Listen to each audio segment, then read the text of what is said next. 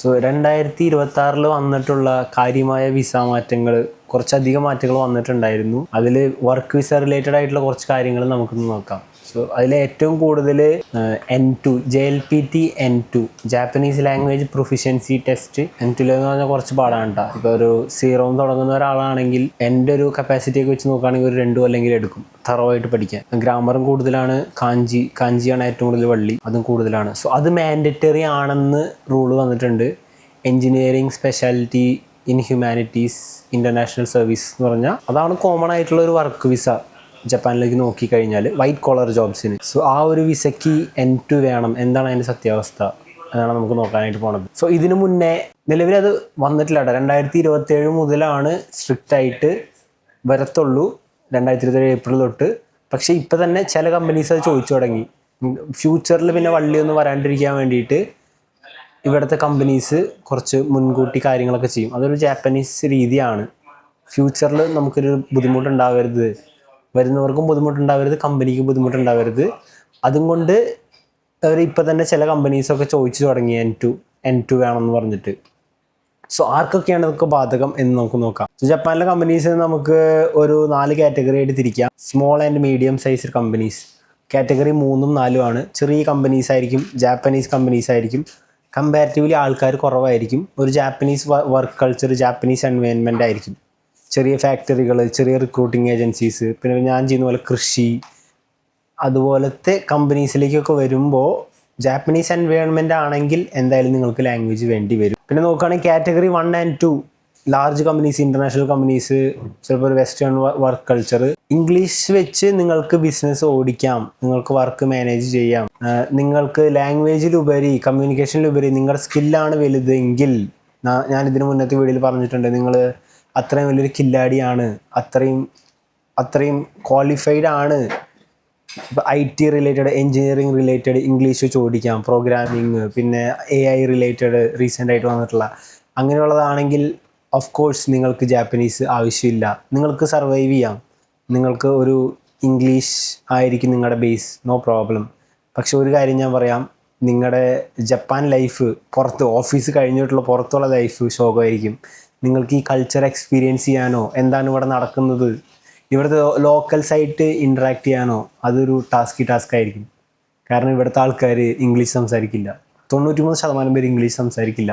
ഞാൻ എല്ലാ വീഡിയോയിലും പറയണതാണ്, വീണ്ടും പറയണത്, നിങ്ങൾ എഴുതി ഒപ്പിട്ട് വെച്ചോ, നിങ്ങളുടെ ഡെയിലി ലൈഫ് ഹെല്ലായിരിക്കും. സോ അങ്ങനെയുള്ളവർക്ക് വേണ്ട. പിന്നെ അടുത്തതാണ് ഇംഗ്ലീഷ് ടീച്ചറായിട്ട് വരാൻ പറ്റും. ഇംഗ്ലീഷ് ടീച്ചറായിട്ട് വരാൻ ആ ഒരു വിസയുണ്ട്, ഓൾട്ട് എന്ന് പറയും, ഓൾട്ടർനേറ്റീവ് ലാംഗ്വേജ് ടീച്ചർ. ആ ഒരു വിസയിൽ നിങ്ങൾ, അതും വിസ സെയിം തന്നെയാണ്, എൻജിനീയറിംഗ് ഹ്യൂമാനിറ്റീസ് ഇൻ്റർനാഷണൽ സർവീസ് എന്ന് പറഞ്ഞ വിസയാണ്. സോ അതിൽ വരുന്നവർക്ക് ലാംഗ്വേജ് വേണ്ട. പിന്നെ നേരത്തെ പറഞ്ഞ പോലെ ഇംഗ്ലീഷ് ബേസ്ഡ് ആയിട്ടുള്ള കമ്പനീസ് ആണെങ്കിൽ പോലും ലാംഗ്വേജിൻ്റെ ആവശ്യം വരുന്നില്ല. വൈറ്റ് കോളർ ജോബ്സ് ആണെങ്കിൽ പോലും ഇനി അങ്ങോട്ട് കഷ്ടമാണ്. സോ ഇതുവരയ്ക്കും ചില കമ്പനീസ് N3 ചോദിക്കുമായിരുന്നു, N3 ലെവൽ വേണമെന്ന് ചോദിക്കും. പക്ഷെ ചില കമ്പനീസ് നിങ്ങൾക്ക് സ്കില്ലുണ്ട്, ക്വാളിഫിക്കേഷൻ ഉണ്ട്, റെലവൻ്റ് ആയിട്ടുള്ള എക്സ്പീരിയൻസ് ഉണ്ടെങ്കിൽ, ഇപ്പോൾ diploma with 10 years of experience ആണ് നിങ്ങൾക്ക് കിട്ടിയാൽ, 12 + 3 or 4 years of qualification, education ആണ് ചോദിക്കണത് ഈ വിസയുടെ എലിജിബിലിറ്റി ആയിട്ട്. ഇപ്പം അതിൻ്റെ കൂടെ ലാംഗ്വേജും കൂടി വന്നു എന്ന് മാത്രം. സോ അങ്ങനെ കുറേ പേര് ഇതിന് മുന്നേ വന്നിട്ടുണ്ടായിരുന്നു വർഷങ്ങളായിട്ട്. ഇപ്പോൾ 1979 തൊട്ടൊക്കെ ജപ്പാനിൽ മലയാളീസ് ഉണ്ട് കേട്ടോ. അപ്പോൾ അങ്ങനെ വന്ന് കുറേ പേരുണ്ട്, 20 കൊല്ലമായവരൊക്കെ ഉണ്ട്.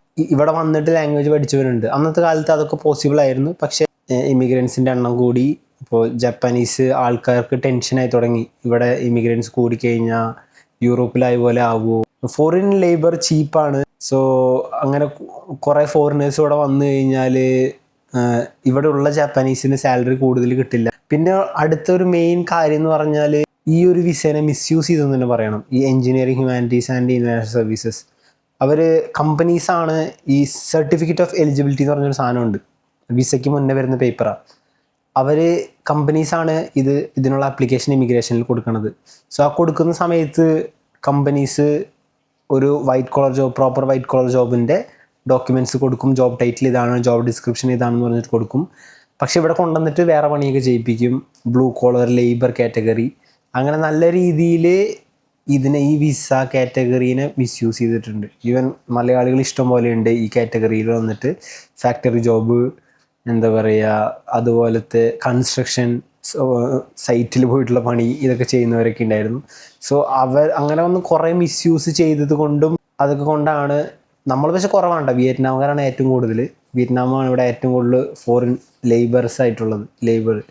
സോ അങ്ങനത്തെ കുറേ പ്രശ്നങ്ങളുകൊണ്ട് കൂടിയാണ് ഇങ്ങനത്തെ ചേഞ്ചസ് ഒക്കെ അവർ കൂടുതൽ സ്ട്രിക്റ്റ് ആയിട്ട് ചെയ്തത്. അപ്പോൾ ഇതുവരെയ്ക്കും ഇമിഗ്രേഷൻ കമ്പനീസ് പേപ്പർ വെച്ച് കഴിഞ്ഞാൽ ഓക്കെ വൈറ്റ് കോളറല്ലേ കൊടുത്തു വിടായിരുന്നു. പക്ഷെ ഇങ്ങനെയല്ല, അവർ ബാക്ക്ഗ്രൗണ്ട് ചെക്ക് ചെയ്യും, ഈ പറയുന്ന കാര്യങ്ങളൊക്കെ സത്യമാണോ ജെന്യുവിൻ ആണോ അങ്ങനെ കാര്യങ്ങളൊക്കെ ഭയങ്കര സ്ട്രിക്റ്റ് ആയിട്ട് ഇനിത്തോട്ട് ചെക്ക് ചെയ്യുന്നതാണ് ഇമിഗ്രേഷനിൽ നിന്ന് അറിയാനായിട്ട് കഴിഞ്ഞത്.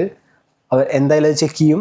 ഇപ്പോൾ റിന്യൂവലിന് പോകുമ്പോഴാണ്, ഇപ്പോൾ നിലവിലിപ്പോൾ നിങ്ങൾ എഞ്ചിനീയറിംഗ് വിസയിലാണ് ഫാക്ടറി വർക്കാണ് ചെയ്യുന്നതെങ്കിൽ അടുത്ത റിന്യൂവൽ വരയ്ക്കും ഒരു സീനുമില്ല, ആരും നിങ്ങളെ കഴുതപ്പിച്ച് തള്ളത്തൊന്നുമില്ല. പക്ഷെ അടുത്ത റിന്യൂവലിന് പോകുമ്പോൾ ചെക്ക് ചെയ്യും എന്താണ് നിങ്ങൾ ചെയ്യുന്ന ജോലി, ഇത് ജെന്യുവിൻ ആണോ, നിങ്ങളുടെ സാലറി എത്ര. ഇനി തൊട്ട് ഒരു എംപ്ലോയിക്ക് വേണ്ടിയിട്ട് ഒരു കമ്പനി ഈ ഒരു അപ്ലിക്കേഷൻ കൊടുക്കുമ്പോഴും അവർ സ്ട്രിക്റ്റായിട്ട് ചെക്ക് ചെയ്യും ഇവർ പറയുന്ന ജോലി തന്നെയാണോ അവന് ചെയ്യിക്കാൻ പോണത്, സാലറി എത്രയാണ്, ഇതുപോലത്തെ കാര്യങ്ങളൊക്കെ അവർ ഒന്നുകൂടി സ്ട്രിക്റ്റായിട്ട് ചെക്ക് ചെയ്യും, റെഗുലറായിട്ട് മോണിറ്റർ ചെയ്തുകൊണ്ടിരിക്കും. കമ്പനീസ് പ്ലെഡ്ജ് ചെയ്യണം ഇതിൽ പറഞ്ഞ കാര്യങ്ങളൊക്കെ സത്യമാണ്, ഇവരെ കൊണ്ട് ഇന്ന കാറ്റഗറി ജോലി മാത്രമേ ചെയ്യിക്കത്തുള്ളൂ എന്നൊക്കെ പറഞ്ഞിട്ട്. അല്ലെങ്കിൽ അത് അങ്ങനെ പിടിച്ചു കഴിഞ്ഞാൽ കമ്പനിക്ക് നല്ലൊരു എമൗണ്ട് പെനാൽറ്റി വരും. ഓൾമോസ്റ്റ് എല്ലാ ജോബ്സിലും ഇനി വേണം വൈറ്റ് കോളർ ആണെങ്കിൽ പോലും. നേരത്തെ പറഞ്ഞ ആ ഒരു എക്സെപ്ഷൻ, ഇംഗ്ലീഷ് ടീച്ചർ ഇല്ലെങ്കിൽ ഇത്രയും ഹൈലി ക്വാളിഫൈഡ് ആയിട്ടുള്ള കില്ലാടികളായിട്ടുള്ള ആൾക്കാരുണ്ടെങ്കിൽ നിങ്ങൾക്ക് എക്സെപ്ഷൻ ഉണ്ടായിരിക്കും. ആൻഡ് ഇത് നിങ്ങളുടെ കമ്പനിയല്ല തീരുമാനിക്കുന്നത്, അത് നിങ്ങൾ മനസ്സിലാക്കുക, ഇമിഗ്രേഷനാണ്. ഇപ്പോൾ എൻ്റെ കമ്പനി പറയുന്നത് ഡാനിയൽ ഒരു കില്ലാടിയാണ്, അടിപൊളി പണിക്കാരനാണ്, എനിക്ക് അവന് വേണമെന്ന് പറഞ്ഞിട്ട് കമ്പനി ഒരു ആപ്ലിക്കേഷൻ കൊടുക്കുകയാണ് ഇമിഗ്രേഷനിൽ, ഇന്ന വിസ. പക്ഷേ ഇമിഗ്രേഷൻ പറയുകയാണ് തരാൻ സൗകര്യം എന്ന് പറഞ്ഞാൽ തരാൻ സൗകര്യമില്ല, അത്രയേ ഉള്ളൂ. 30 കൊല്ലമായിട്ട് ഇവിടെ ഒരു ഇന്ത്യൻ റെസ്റ്റോറൻറ്റ് നടത്തിക്കൊണ്ടിരുന്ന നിതീഷ് കുമാർ, നിങ്ങൾ ചിലപ്പോൾ ഓൺലൈനിൽ കണ്ടിട്ടുണ്ടാവും, പുതിയ വിസ ചേഞ്ചസ് വന്നപ്പോൾ പുള്ളിക്ക് നാട്ടിൽ പോകേണ്ടതായിട്ട് ഒരു ദയാദാക്ഷിണ്യവും ഇല്ല, ഒരു കൺസിഡറേഷനും ഇല്ല. ഒന്നുകിൽ പറഞ്ഞ പോലെ ചെയ്യുക, അല്ലെങ്കിൽ തിരിച്ച് നാട്ടിൽ പോകും, അത്രയേ. സോ ഇനിയിപ്പോൾ നിലവിലുള്ളവർക്ക് പണി കിട്ടുമെന്ന് ചോദിച്ചു കഴിഞ്ഞാൽ അതിപ്പോൾ എന്താ പറയുക, ഇപ്പോൾ കുറച്ച് പേർക്ക് ഇൻസ്റ്റയിൽ മെസ്സേജ് അയച്ചു, കമ്പനീസ് പുഷ് ചെയ്യാൻ തുടങ്ങി. അതായത് കൂടുതലും ലാംഗ്വേജ് ഇല്ലാണ്ട് വന്നിട്ട് ബ്ലൂ കോളർ ജോബ് ചെയ്യുന്നവർക്കാണ് ഏറ്റവും കൂടുതൽ തലവേദന. ഇപ്പോൾ എന്തെങ്കിലും ജോലിയൊക്കെ ഉണ്ടെന്ന് ചോദിച്ചിട്ട് മെസ്സേജ് അയച്ചു, അവർക്ക് ക്വാളിഫിക്കേഷൻ ഒന്നുമില്ല. അവർ ഈ നേരത്തെ പറഞ്ഞ ലൂപ്പ് ഹോൾസ് ഒക്കെ ഉപയോഗിച്ചിട്ട് വടക്കൻ കേരളത്തിലെ ചില ഏജൻസികൾ വഴി വന്നവരാണ്. ലാംഗ്വേജ് ഇല്ല, ഡിഗ്രി മാത്രമേ ഉള്ളൂ. ഒന്ന് ആലോചിക്കുക, ഒരു കിണ്ടി അറിയാണ്ട് വന്നിട്ട് ഒറ്റയടിക്ക് പോയിട്ട് എൻറ്റർ ചെയ്തെടുക്കുക എന്നൊക്കെ പറഞ്ഞാൽ അതൊക്കെ ഇപ്പോൾ ഒരു 6 മാസം ഉള്ളൂ വിസ എക്സ്പയർ ആവാൻ, ആ സമയം കൊണ്ട് ഈ ഒരു ലെവൽ ക്ലിയർ ചെയ്യുക എന്നൊക്കെ പറഞ്ഞാൽ ഇമ്പോസിബിൾ ആണെന്ന് ഞാൻ പറയില്ല. പക്ഷേ അത്യാവശ്യം നല്ല പണിയൊക്കെ പഠിക്കണം, നന്നായിട്ട് പണിയെടുക്കണം. കാരണം N2 കുറച്ച് ടാസ്ക്കാണ്. ഒരു ബേസും ഇല്ലാത്ത ഒരാൾ ഈ 8 മണിക്കൂർ 10 മണിക്കൂർ പണിയെടുത്ത് കഴിഞ്ഞ് വന്ന് ബാക്കി പരിപാടി കഴിഞ്ഞിട്ട് പിന്നെ ഇരുന്ന് പഠിച്ചു എന്നൊക്കെ പറഞ്ഞു കഴിഞ്ഞാൽ ഒരു നമുക്ക് ചിന്തിക്കാൻ പോലും പറ്റാത്ത രീതിയിൽ കഷ്ടപ്പെട്ടാലേ ഒരു 6 മാസം കൊണ്ട് ആ റിസൾട്ടൊക്കെ എഴുതിയെടുക്കാൻ പറ്റുള്ളൂ. സോ ഇതുപോലെ ഇങ്ങനെയുള്ളവർക്ക് ചിലവരോട് കമ്പനി ചോദിക്കുന്നു എന്ന് പറഞ്ഞിട്ട് 2-3 പേര് മെസ്സേജ് അയച്ചിട്ടുണ്ടായിരുന്നു ഇൻസ്റ്റാഗ്രാമിൽ. സോ ഇനി വരാനുള്ളവരെങ്കിലും ഇമാതിരി മണ്ടത്തരങ്ങളൊന്നും ചെയ്യാതിരിക്കുക. ഇവിടെ വന്നിട്ട് പിന്നെ മാറലൊക്കെ ടാസ്ക്കാണ്. അവർ ഒരു ദയദക്ഷിണ ഉണ്ടാവില്ല, വിസ റിജക്റ്റ് ചെയ്തിട്ട് കയറി പൊക്കോളം എന്ന് പറയുന്ന നാട്ടിലോട്ട്. ഇവിടെ റൂൾസ് എന്ന് പറഞ്ഞാൽ റൂൾസാണ്, അതിൻ്റെ വലിയ ഇമോഷൻസും ഇല്ല, സിമ്പത്തിയും ഇല്ല, എമ്പത്തിയും ഇല്ല. നേരെ പോതാണ് ജാപ്പനീസ്. എല്ലാം കേൾക്കും അവർ, നിങ്ങളുടെ കഷ്ടപ്പാട്, എന്നിട്ട് ലാസ്റ്റ് പറയും പറ്റത്തില്ലെന്ന് പറയും. അതാണ് ഇവരുടെ കൾച്ചർ. സോ അതാണ് engineering humanities and international services. So ഒരു എക്സാമ്പിൾ പറയുകയാണെങ്കിൽ എൻ്റെ ഒരു ഫ്രണ്ട് ഉണ്ട്, പുള്ളിക്കാരത്തി ടോക്കിയോയിൽ എഞ്ചിനീയറാണ് കേട്ടോ. Engineering humanities international services, same visa category. പുള്ളിക്കാരത്തി എഞ്ചിനീയറിംഗ് കഴിഞ്ഞതാണ്, പിന്നെ C++, പൈത്തൺ, ജാവ, തേങ്ങ മാങ്ങ നാട്ടിലെ എക്സ്പീരിയൻസും ഉണ്ട്, പിന്നെ ഈ പ്രോഗ്രാമൊക്കെ അറിയാം. പുള്ളിക്കാരത്തി ഞാൻ ഓൾമോസ്റ്റ് 2024 ഡിസംബർ ഒരേ ടൈമിലാണ് ഞങ്ങൾ ഒരേ സെൻഡിങ് ഓർഗനൈസേഷൻ വന്നതാണ്. ഞാൻ TATPയിൽ വന്നു, പുള്ളിക്കാരത്തി SSW കെയർ വർക്കറിൽ വന്നു. പുള്ളിക്കാരത്തി ഭയങ്കര ചെറുതാണ് കേട്ടോ. ചെറുതെന്ന് പറഞ്ഞാൽ ഒരു 4-4.5 അടി ഉള്ളൂ, കുഞ്ഞ് ശരീരം, ഒരു ചെറിയ കൊച്ചാണ്. പുള്ളിക്കാരത്തിനെ കൊണ്ട് പറ്റുന്ന ഒരു പണിയായിരുന്നില്ല SSW കെയർ വർക്കർ. ഇവരെ എടുത്ത് പൊക്കണം, കുളിപ്പിക്കണം. ഒരു കൊല്ലം ഭയങ്കരമായിട്ട് സ്ട്രഗിൾ ചെയ്തു. എന്നിട്ട് അതിൻ്റെ ഇടയിൽ കൂടെ കുറേ ഇൻ്റർവ്യൂ അറ്റൻഡ് ചെയ്തു. ഞാൻ ചാടി അതേ സമയത്ത് തന്നെ ഞാൻ SSWക്ക് ചാടി, പുള്ളിക്കാരത്തിക്ക് ചെയ്യണമെന്ന് വിചാരിച്ച എഞ്ചിനീയറിംഗ് വിസയിലോട്ട്. N4 ഇല്ല, N3 ഇല്ല, ആകെ ഉള്ളത് JFT A2 ആണ്. അത് ഈക്വലൻ്റ് ടു N4 ആണ്. പക്ഷെ നിലവിലെ റൂൾസും മാറ്റം വന്നപ്പോൾ പുള്ളിക്കാരത്തിക്ക് ചെറിയ പ്രഷറൊക്കെ വന്നു തുടങ്ങി, ലാംഗ്വേജ് ചെയ്താൽ. പുള്ളിക്കാരത്തിക്ക് 5 കൊല്ലത്തെ വിസ 2030 വരെ ഉണ്ട്. പക്ഷേ എന്താ ടാസ്ക് എന്ന് പറഞ്ഞാൽ ഇതിൻ്റെ ഇടയിൽ പുള്ളിക്കാരത്തി കമ്പനി മാറണം അല്ലെങ്കിൽ എന്തെങ്കിലും ഇഷ്യൂ കാരണം ജോലിയൊക്കെ പോയിന്ന് പറഞ്ഞു ചിലപ്പോൾ ഇനിയൊരു ജോലി കിട്ടൽ ടാസ്ക് ആയി. ജപ്പാനിലുള്ളവരെ സംബന്ധിച്ചിടത്തോളം N2 മാൻഡറ്ററി അല്ല, ഓൾറെഡി ഇവിടെ ഉള്ളതുകൊണ്ട് ഇനിയിപ്പോൾ റൂൾസ് മാറോ ഇല്ലയോ എന്നറിയില്ല. പുള്ളിക്കാരത്തി ഈസ് അണ്ടർ സ്ട്രെസ്. സോ അങ്ങനത്തെ കുറച്ച് പ്രശ്നങ്ങളുണ്ട്. ആരും സേഫ് അല്ല, ഈവൻ ഞാൻ പോലും സേഫ് അല്ല. കാരണം ജോബ് സെക്യൂരിറ്റി എന്ന് പറഞ്ഞൊരു സാധനത്തിൽ ഞാൻ വിശ്വസിക്കുന്നില്ല, പ്രത്യേകിച്ച് ഇവിടെ. കാരണം ഇവർ മാസം റൂൾ മാറ്റുന്ന ആൾക്കാർ. സോ അതുകൊണ്ട് ചിലപ്പോൾ ഇനി അടുത്ത കൊല്ലം പറയുമായിരിക്കും SSW1 ഇപ്പോൾ N4 ലെവലാണ് ചോദിക്കുന്നത്, അടുത്ത് ചിലപ്പോൾ N3 ചോദിച്ചാലും അത്ഭുതപ്പെടാനില്ല. അങ്ങനെ ഒരു കരക്കമ്പിയും കേൾക്കുന്നുണ്ട്. എപ്പോഴും ലാംഗ്വേജ് പഠിച്ചിരിക്കുക, ശരിയായ വഴി കൂടെ വരിക, ഉടായ്പ വഴികളിലൂടെ ഉടായ്പ വഴിക്ക് വന്ന ആരും ഇവിടെ ലോങ് ടൈം സർവൈവ് ചെയ്തിട്ടില്ല. നിങ്ങൾ ക്ലോസ്ലി വാച്ച് ചെയ്താലും അറിയാൻ പറ്റും. ഈ ടൂറിസ്റ്റ് വിസ വഴി വന്ന് ചാടി അങ്ങനെ ഉടായ്പ പഠിച്ചവരും ഇങ്ങനെ ബ്ലാക്കിൽ വർക്ക് ചെയ്തവരൊന്നും ലോങ് ടൈം ഇവിടെ സർവൈവ് ചെയ്തിട്ടില്ല. സോ ലോങ് ടൈം ഒരു കരിയറാണ് നിങ്ങളുടെ ഉദ്ദേശമെങ്കിൽ, ഇവിടെ നമുക്ക് ലോങ് ടൈം സർവൈവ് ചെയ്യണം എന്നുണ്ടെങ്കിൽ ഞാൻ എപ്പോഴും സജസ്റ്റ് ചെയ്യണത് ലാംഗ്വേജ് പഠിച്ചിട്ട് വരിക, ശരിയായ രീതിക്ക് വരിക, റൂൾസ് ഫോളോ ചെയ്തിട്ട് വരിക. ഇനിയിപ്പോൾ അപ്പോൾ എഞ്ചിനീയറിംഗ് വിസ ഇപ്പോൾ മൂഞ്ചിയിരിക്കുന്നതുകൊണ്ട് സ്വാഭാവികമായിട്ടും SSW വിസയിൽ നല്ലൊരു പുഷ് വരാൻ ചാൻസ് ഉണ്ട്. നാട്ടിൽ അങ്ങോളം ഇങ്ങോളം SSW ചെയ്യുന്ന ഒരു എക്സ്പീരിയൻസും ഇല്ലാത്ത ആൾക്കാർ പൊന്തി വരും. ഇവരെല്ലാം ഫ്രോഡാണെന്ന് ഞാൻ പറയില്ല, പക്ഷെ ജാപ്പനീസ് വിസ ചെയ്യണമെങ്കിൽ അതിന് കുറച്ച് എക്സ്പീരിയൻസ് വേണം. ചുമ്മാ വേറെ ഏതെങ്കിലും കൺട്രിക്ക് വിസ ചെയ്യുന്ന ഒരു ഏജൻസിക്ക് എടുത്തോ പിടിച്ചോ എന്ന് പറഞ്ഞു പോയിട്ട് ജാപ്പനീസ് വിസ ചെയ്യാൻ പറ്റത്തില്ല. കാരണം ഇവരുടെ ബിസിനസ് സ്റ്റാൻഡേർഡ്സ് വേറെയാണ്, ഇവരുടെ എത്തിക്കറ്റ്സ് വേറെയാണ്, ഇവരുടെ രീതികൾ വേറെയാണ്, ഇവരുടെ വേ ഓഫ് തിങ്കിങ് വേറെയാണ്. ഇവരുടെ കൾച്ചർ അറിയാത്ത ഒരു ഏജൻസിക്ക് ഞാൻ എഴുതി ഒപ്പിട്ട് തരാൻ പാടായിരിക്കും. വെറുതെ നിങ്ങൾ ഓടിപ്പോയിട്ട് പൈസ കൊടുത്ത് സമയം കളയും. കാരണം കൺസ്ട്രക്ഷനിലൊക്കെ ചറപറ വേക്കൻസിയാണ്. ചറപറ വേക്കൻസി എന്ന് പറഞ്ഞാൽ ആളില്ല. ഇപ്പോൾ എഞ്ചിനീയറിംഗ് വിസയിലാണ് കുറേ എണ്ണത്തിന് ഇട്ട് പണിയിപ്പിച്ചുകൊണ്ട്. സോ അതുകൊണ്ട് സ്വാഭാവികമായും SSWന് നല്ല പുഷ് വരും. അങ്ങോളം ഇങ്ങോളം ആൾക്കാർ SSW വിസ എന്ന് പറഞ്ഞ് പൊക്കിക്കൊണ്ട് വരും. അപ്പോൾ ഇനിയിപ്പോൾ അങ്ങനത്തെ കാര്യങ്ങളൊക്കെ ചെയ്യുന്നുണ്ടെങ്കിൽ, തിങ്ക് ചെയ്യുന്നുണ്ടെങ്കിൽ ശരിയാണോ ജെനുവിനാണോ എന്നൊക്കെ ആലോചിച്ച് ഈ കഴിഞ്ഞൊരു 2-3 കൊല്ലത്തിനിടയ്ക്ക് പൊന്തി വന്ന ഏജൻസി ആണെങ്കിൽ തല വെച്ച് കൊടുക്കാണ്ടിരിക്കുക. ഇപ്പോൾ ഇവർ എത്ര പേരെ വിട്ടു അതൊക്കെ കൃത്യമായിട്ട് ചോദിക്കുക. സക്സസ് റേറ്റ് എത്ര പേര് പഠിച്ചു, എത്ര പേര് പാസ്സായി, എത്ര പേര് കയറി ഇവിടെ എത്തി, ഇവിടെ വന്നവരുമായിട്ട് കോണ്ടാക്ട് ചെയ്യുക. എന്നിട്ട് ജെനുവിനാണെന്ന് അറിഞ്ഞിട്ട് മാത്രം പൈസ കൊടുക്കുക. ഞാൻ എല്ലാ വീഡിയോയിലും പറയാനാണ്, 3 ലക്ഷം അല്ലെങ്കിൽ അതിൽ താഴെ അത്രേ ആവശ്യമുള്ളൂ. ജപ്പാൻ ഒരു ഏഷ്യൻ കൺട്രിയാണ്. നമ്മുടെ ഇന്ത്യൻ റുപ്പീനേക്കാൾ മൂല്യം കുറവാണ്. ഇന്നത്തെ റേറ്റ് 0.59 റേറ്റ്. ഇവിടെ പണ്ടാറ വിലക്കയറ്റാണ്, എല്ലാത്തിനും ഇൻഫ്ലേഷനാണ്. പിന്നെ ഇവർ എക്സ്ട്രീം വർക്ക് ഹോളിക്കാണ്, പട്ടിപ്പണി. SSW ഒക്കെ ചിലപ്പോൾ ടൈം കൺസ്യൂം ചെയ്യുന്നതാണ്. ഞാൻ ആദ്യമേ തൊട്ട് SSW അഗ്രികൾച്ചറിൽ വരണം എന്ന് വെച്ചിട്ടിരുന്നതാണ്. പക്ഷേ ഞാൻ 6 മാസത്തോളം വെയിറ്റ് ചെയ്ത് എനിക്ക് ഇൻ്റർവ്യൂ ഒന്നും കിട്ടിയില്ല. ഈവൻ തോ ഞാൻ എക്സാമൊക്കെ പാസ് ചെയ്തത്, ഞാൻ കോൺവെർസേഷന് വലിയ സീനില്ല. ജാപ്പനീസ് എനിക്ക് കോൺഫിഡൻസ് ആയിരുന്നു, ഒരു ബിഗിനർ ലെവൽ. N4 ലെവൽ ഞാൻ ക്ലിയർ ചെയ്തിട്ടും എനിക്ക് ഇൻ്റർവ്യൂസ് ഒന്നും വരാതിരുന്നത് കൊണ്ടാണ് ഞാൻ പിന്നെ ഒരു വഴിയില്ലാണ്ട് TATPയിൽ വന്നത്.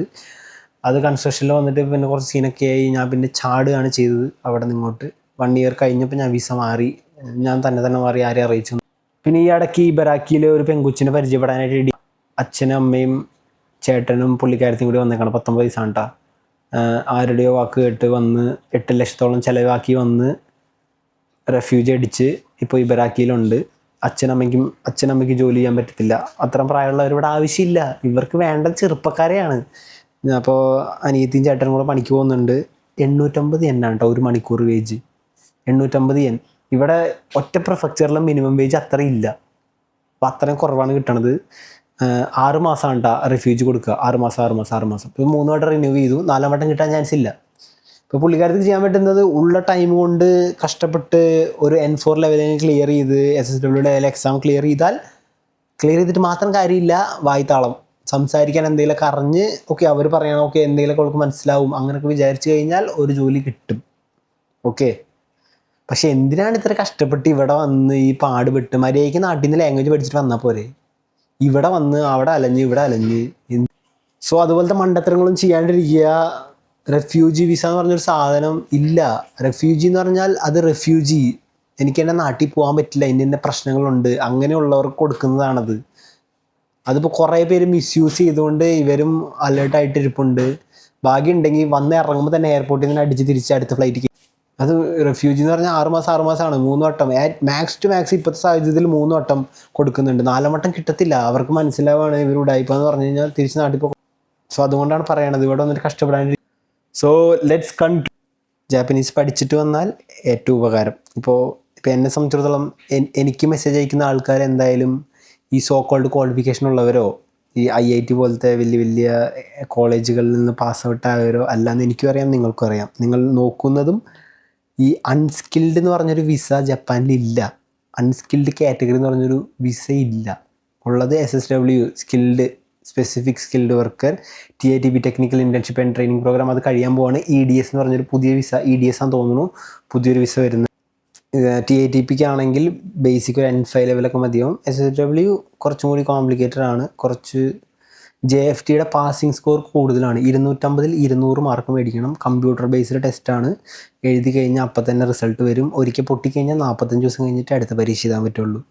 പിന്നെ നിങ്ങളുടെ ഇൻഡസ്ട്രി ഏതാണോ അതിൻ്റെ ടെസ്റ്റ് അത് നിങ്ങൾക്ക് ഇംഗ്ലീഷിൽ എഴുതാം. അപ്പോൾ അഗ്രികൾച്ചറൊക്കെ പുഷ്പം പോലെ പോയിട്ട് എഴുതാം. പഠിച്ചില്ലെങ്കിലും ജയിക്കാനൊക്കെ പറ്റും. ബേസിക്കാണ് so thank you for watching. ഞാനിത് റെക്കോർഡ് ചെയ്യുമ്പോൾ ഇത് 25 മിനിറ്റ് 40 സെക്കൻഡാണ്. പക്ഷേ നിങ്ങളിത് കണ്ടുവരുമ്പോൾ അത്ര ഉണ്ടാവില്ല. ആവശ്യമില്ലാത്തൊക്കെ ഞാൻ കട്ട് ചെയ്ത് കളയും. നിങ്ങളുടെ സമയത്തിന് വിലയുണ്ട്, എൻ്റെ സമയത്തിന് വിലയുണ്ട്. എന്തെങ്കിലും സംശയങ്ങളൊക്കെ ഉണ്ടെങ്കിൽ കമൻറ്റ് ചെയ്യുക.